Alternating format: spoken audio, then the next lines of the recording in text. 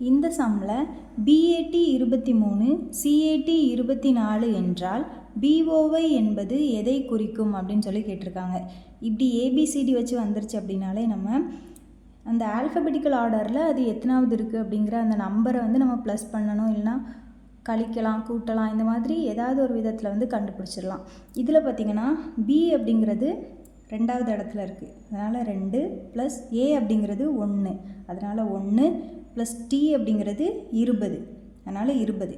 இந்த 3ஐயும் நம்ம கூட்டினோம் அப்படின்னா 23 கிடைக்குது. இங்கே 23 இருக்குது, இங்கே 23 கிடச்சிருச்சு. அப்போ இதில் வந்து ப்ளஸ் பண்ணி தான் இந்த சம் வந்து பண்ணணும் அப்படின்னு நம்ம வந்து தெரிஞ்சுக்கலாம். அதே மாதிரி நம்ம CATக்கு கண்டுபிடிக்கணும். அப்போ CAT அப்படிங்கிறதுல C அப்படிங்கிறது 3வது இருக்குது.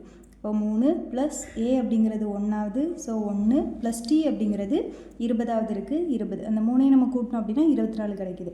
அப்போ இதுவும் 24 கரெக்டாக வந்திருக்கு. இப்போ இதே மாதிரியே நம்ம BOYக்கும் நம்ம கண்டுபிடிச்சிட்டோன்னா கரெக்டான ஆன்சர் நமக்கு வந்து கிடச்சிரும். இதில் B அப்படிங்கிறது 2, O அப்படிங்கிறது 15வது இருக்குது, அப்போ 15 ப்ளஸ் Y அப்படிங்கிறது 25. இந்த 3ஐயும் நம்ம கூட்டினோம் அப்படின்னா நமக்கு 42 அப்படிங்கிறது ஆன்சராக கிடைக்கும். அதனால் இதில் BOY என்பது எதை குறிக்கும் அப்படின்னா 42 அப்படிங்கிறது தான் ஆன்சர்.